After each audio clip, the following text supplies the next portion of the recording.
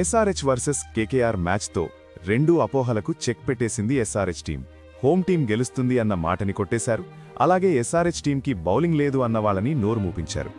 ఎందుకంటే SRH team కేకేఆర్ని 16 ఓవర్లలో 161 పరుగులకు all out చేసి ఒక విజయాన్ని వాళ్ళ ఖాతాలో వేసుకున్నారు.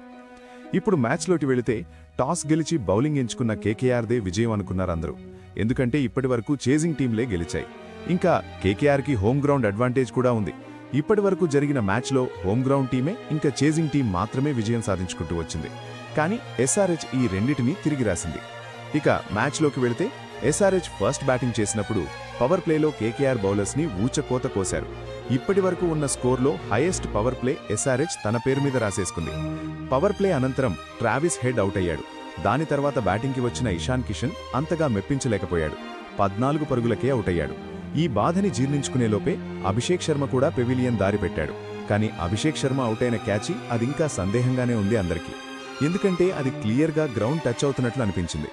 దాన్ని థర్డ్ అంపైర్ అవుట్ ఎలా ఇచ్చాడో కూడా అర్థం కాలేదు నాకైతే. తర్వాత అనికేత్ వర్మ కూడా పెవిలియన్ దారి పట్టేశాడు.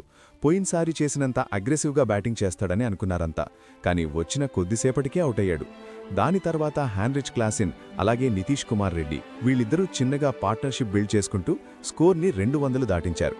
తర్వాత వీళ్ళిద్దరూ కూడా అవుట్ అయ్యారు.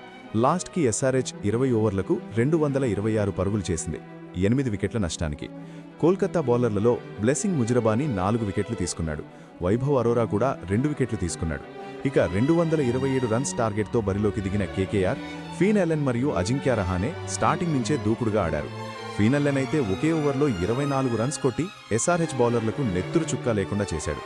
అలెన్ ఆడిన 7 బంతుల్లో 6 బౌండరీలే ఉన్నాయి. 28 పరుగులు చూసి అలెన్ అవుట్ అయ్యాడు. దాని తర్వాత రహానే కూడా 8 పరుగులు చేసి అవుట్ అయ్యాడు. తర్వాత వచ్చిన రఘువంశీ 29 బాల్స్లో 52 రన్స్ చేశాడు. తనతో పాటు జతగా ఆడిన గ్రీన్ తొందరగా అవుట్ అయ్యాడు. తర్వాత వచ్చిన రింకు సింగ్తో రఘువంశీ కలిసి 47 రన్స్ పార్ట్నర్షిప్తో అలా ముందుకు వెళుతూ ఉండగా వీళ్ళిద్దరి మధ్యలో చిన్న మిస్అండర్స్టాండింగ్ వచ్చి రఘువంశీ రన్అట్గా వెనుతిరిగాడు.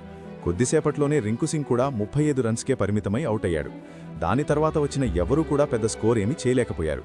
ఆఖరికి 16 ఓవర్లకి ఆలౌట్ అయి 161 పరుగులకు పరిమితమయ్యారు కేకేఆర్ టీం. ఇక ఎస్ఆర్హెచ్ బౌలింగ్ విషయానికి వస్తే జయదేవ్ ఉనద్కట్ 3 వికెట్లు తీసుకున్నాడు. ఇషాన్ మలింగా, నితీష్ కుమార్ తలా 2 వికెట్లు తీసుకున్నారు. దీంతో ఎస్ఆర్హెచ్ టీం ఒక స్ట్రాంగ్ స్టేట్మెంట్ ఇచ్చింది.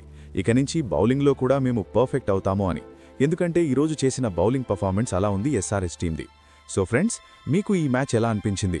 ఎవరు కీ ప్లేయర్గా మారారు అనుకున్నారు? ఎవరి వల్ల ఎస్ఆర్హెచ్ టీం గెలిచింది? మీ అభిప్రాయం కామెంట్లో తెలియచేయండి. అలాగే మన వీడియోకి ఒక లైక్ చేసి ఛానల్ని సబ్స్క్రైబ్ చేసుకుని వెళ్ళండి.